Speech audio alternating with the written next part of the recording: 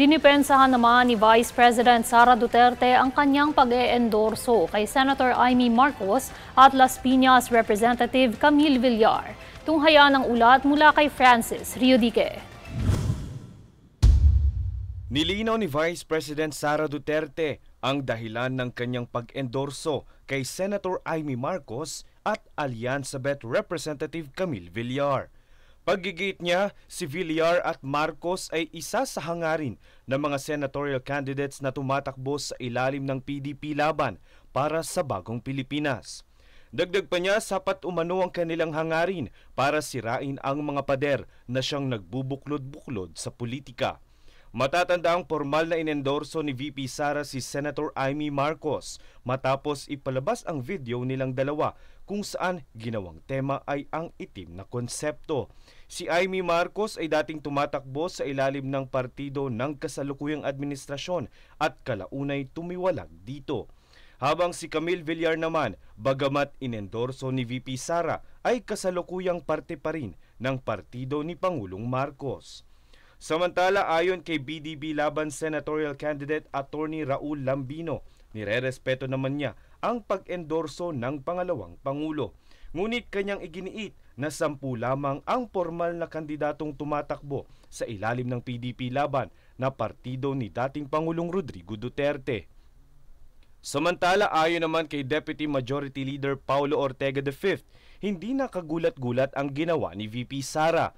Aniya, ang aksyon ni VP Sara ay paghanap ng mga kaalyado na kaugnay pa umano sa nalalapit na impeachment trial laban sa kanya. Francis Riudique, nag-uulat para sa Golden Nation Network.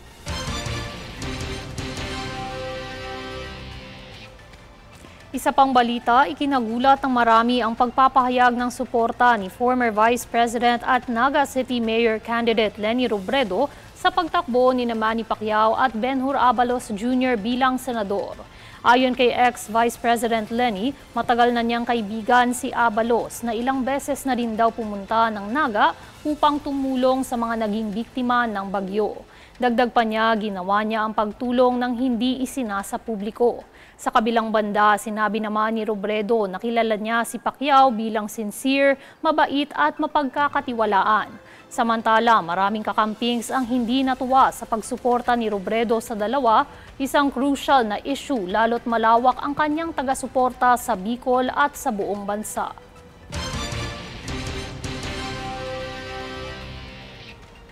Mariing itinanggi naman ni Deputy Speaker at Senatorial Bet Camille Villar ang umano'y pagkakasangkot sa isang vote-buying incident sa Cavite. Dahil dito, nais maglabas ng isang show cause order ng COMELEC upang pagpaliwanagin si Villar ukol sa naturang issue. Tunghaya ng kaganapan sa ulat ni Princess Castro. Pinabulaan na ni House Deputy Speaker at Senatorial Bet Camille Villar ang aligasyong sangkot siya sa isang vote buying. Ang paratang ay batay sa isang anonymous complaint na may kalakip na Facebook video na natanggap ng Commission on Elections sa COMELEC kung saan makikita na bahagi si Villar sa isang cash raffle kasama ng mga local aspirant sa Barangay Buhay na Tubig sa Imus, Cavite.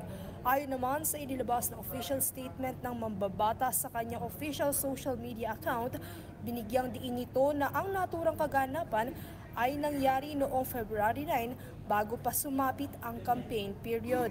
Batay sa inisyal na investigasyon kasi ng Kontrabigay Committee, ang naturang video ay pinost noong February 12.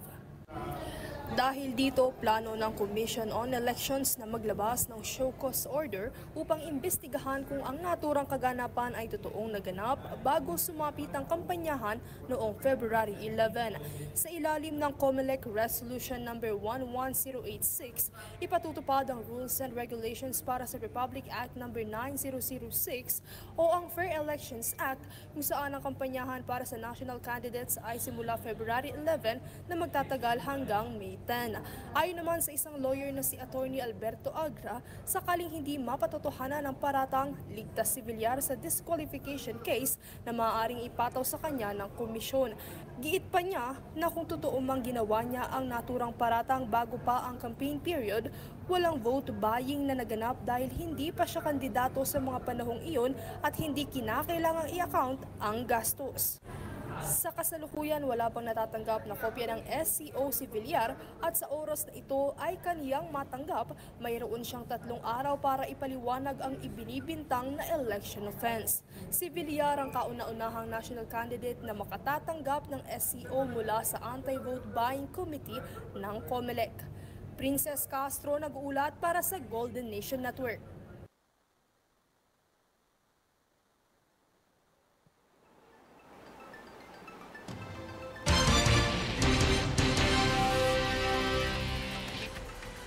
Tinalakay kamakailan sa Senado ang mga maling pagkakaintindi ng mga marino at pamilya nito hinggil sa batas ng Filipino seafarers. Narito ang nagbabalik si Princess Castro. Naistulduka ni Migrant Workers Committee Chair Senator Raffy Tulfo ang misconception at fake news na inaatake ang Republic Act 12021 o ang Magna Carta of Filipino Seafarer, bunsod ng marami sa mga marino at pamilya nito ang hindi nakakaintindi sa naturang batas. Ilan sa mga kumakalat na balita at impormasyon ay ang mababang kita umano ng sinumang seafarer. Ito ay dahil sa idinadaing na mula sa dating 80% na monthly basic salary kasama na rin ang fixed overtime pay sa allotment na matatanggap ng kanilang pamilya. Paliwanag ng Department of Migrant Workers o DMW na walang binawas sa sweldo ng mga marino, sa halip ay mas nilawakan lamang ang saklaw na matatanggap ng kanilang pamilya sa Pilipinas. Kaugnay nito, ilan sa mga asawa ng mga marino ang walang naging problema sa naturang pulisiya dahil batay sa kanila, nasa 100% ang allotment na naibibigay sa kanila sa buwan ng sahod ng kanilang mga asawa. Gayunpaman, suportado naman nila ang naturang pagdinig na matalakay ang mga hinaing ng ibang mga seafarer. Sa pagpapatuloy ng pagdinig, ipinaliwanag ng mga ahensya na walang kinukuha ang gobyerno sa kinikita ng mga marino at tanging nais lamang nila ay iprioridad ang kapakanan ng kanilang pamilya sa Pilipinas. Ayon kay Kabayan Party List Representative Ron Salo, sa natitirang 20% na kanilang sahod, inalis na o hindi nakasama pa rito ang mandatory expenses gaya ng health at government contributions, kaya't may iwan sa kanilang panggastos para sa kanilang personal na ipon at gastusin. Isa pa sa mga isiniwalat sa pagdinig ay ang marami sa mga marino ay hindi alam na pwede nilang gawing alati ang kanilang sarili, ayon kay Arian Rocha, CFAM President.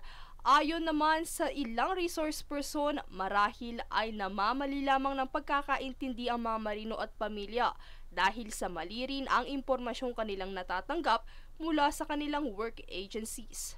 It should be the manning agency's responsibilities. Paulit-ulit na sinasabi na rito, even Ma'am Rocha, si President ng Seafarers Family. So dapat palaging mag-disseminate ng proper information ang manning agency.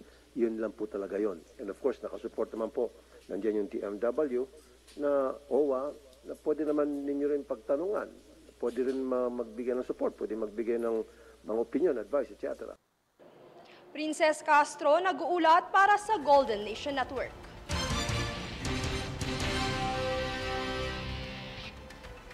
Sa ibang balita, naaresto na ang isang pinaghihinalaang miyembro ng New People's Army na suspect sa pagsunog sa simbahan at ilang bahay sa Iligan City noong 2020. Ayon sa Criminal Investigation and Detection Group o CIDG, ang naaresto ay pang-5 sa mga most wanted persons sa Northern Mindanao.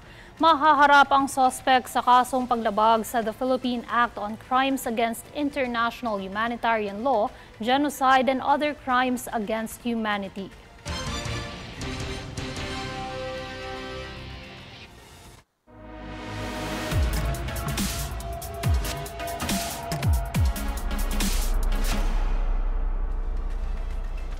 Pagkatapos ng malulungkot na balitang pumanaw na si Pilita Corrales at Nora Honor, isa na namang haligi ng Philippine showbiz ang pumanaw.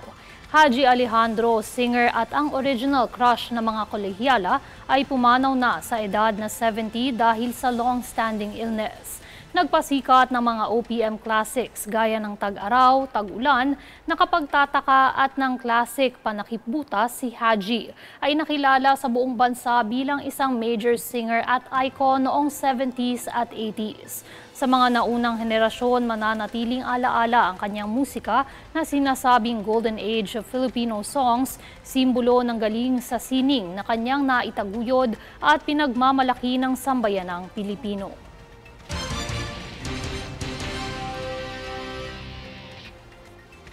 Kasabay ng araw ng paglibing sa pambansang alagad ng sining na si Nora Honor sa libingan ng mga bayani, binigyang kahalagahan ng ika-22 ng Abril bilang pambansang araw ng pagluluksa. Yan ang balitang hatid ni Jade Buhoy.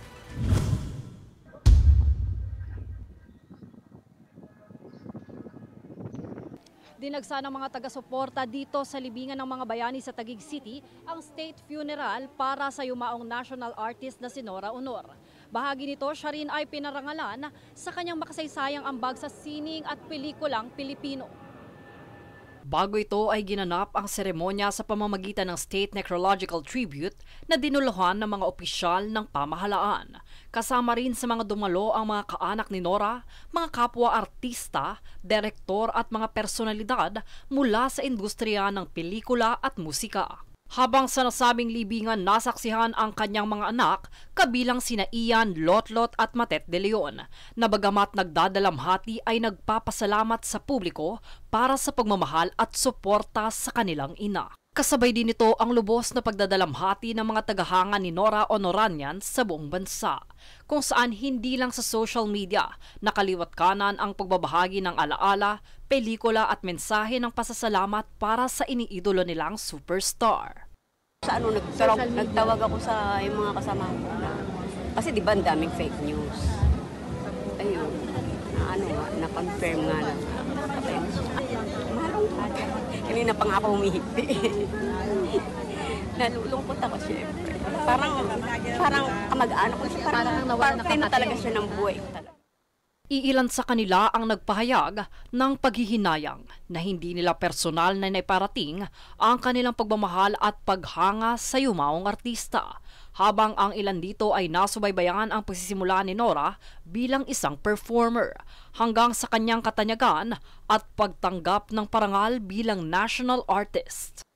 Kasi isang karangalan ng Pilipinas. Masaya kasi ako nag-asawa Ayoko may sagabal. Hindi ako nagkaanak. Ayoko may sagabal sa akin na susunod ako kay Ate Gay pagkatapos. Yung susunod-sunod ako sa kanya tapos may sagabal sa akin. Matapos ang seremonya ng kanyang paglilibing, binigyan naman ng pagkakataong makapagdalamhati ang matalik na kaibigan nitong si John Rendez. Sa araw ding ito, nauna na ang ipinahayag ni Pangulong Ferdinand Bongbong Marcos Jr. ang April 22, 2025 bilang araw ng pambansang pagluluksa para kay Nora Honor, na pagkikilala sa kanyang naiambag sa sining at kultura ng bansa. Ito ay sa bisa ng Proclamation No. 870 na inuutos ang pagwagayway ng watawat ng Pilipinas sa kalahating agwat sa lahat ng gusaling pambansa at embahada sa loob at labas ng Pilipinas. Samantala, bilang superstar din ng pelikulang Pilipino, si Nora Honor ay kinilala sa kanyang makasaysayang mga pelikula tulad ng Himala, Bona at The Floor Contemplation Story, na nagdulot ng kaunlaran sa industriya ng sining at sambayanang Pilipino. Jade Buhoy, nag-uulat para sa Golden Nation Network.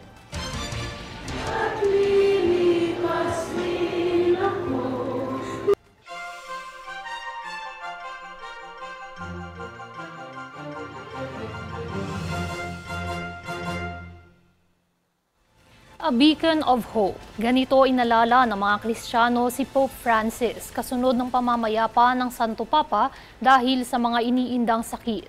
Sa tuluyang pamamaalam ng Obispo ng Roma, ano nga ba ang sunod na hakbang ng Simbahang Katolika kapag pumanaw ang isang Santo Papa? Alamin yan sa ulat ni Faith Villanueva. Matapos ang pagdiriwang ng pagbabalik buhay ni Jesucristo nitong linggo ng pagkabuhay, ay siya namang ikinaluksa kinabukasan ng sangkatauhan sa balitang pagpanaw ng kataas-taasang pinuno ng simbahan na si Pope Francis dahil sa stroke, coma at irreversible cardiovascular collapse. Sa Declaration of Death, nakatala rin ang mga sakit na dati nang iniinda ng Santo Papa, tulad ng pneumonia, na kamakailang dahilan ng pananatili niya sa ospital. Mayroon rin siyang problema sa baga, arterial hypertension at type 2 diabetes. Si Pope Francis, ang ika-266 na Santo Papa na tinaguri ang People's Pope dahil sa kanyang kababaang loob at tagapagsulong ng kapayapaan, katarungan at dialogo sa pagitan ng mga relihiyon. Siya, ang kauna-unahang Santo Papa na iswita na mula sa Argentina. Malapit sa puso ng mga Pinoy si Lolo Kiko kung siya ay tawagin dahil sa kanyang pagbisita sa Pilipinas taong 2015 kung saan siya nagmisa at dinaluhan ng tinatayang 6 na milyong Pilipino. Nagpunta rin si Pope Francis sa Tacloban, Leyte upang bisitahin ang mga naging biktima ng bagyong Yolanda. Sa kanyang hiling, nais na mailibing ni Pope Francis sa Basilica of Santa Maria Maggiore na sumasalamin sa kanyang debosyon kay Birheng Maria. At ngayong nabakante ang posisyon ng Santo Papa, pansamantalang mamamahala ang College of Cardinals sa Simbahang Katolika at magpupulong upang magsagawa ng papal election o conclave. 4 na beses na pagbobotohan ito ng mga cardinal electors kada araw hanggat walang kardinal ang nakakakuha ng 2/3 na bilang ng boto. Habang wala pang nakakakuha ng boto, sinusunog ang mga balota at hinahaluan ng kemikal upang maglabas ng itim na usok. Habang puting usok naman ang palatandaan at hudyat na may napili ng susunod na Santo Papa. Faith Villanueva, nag-uulat para sa Golden Nation Network.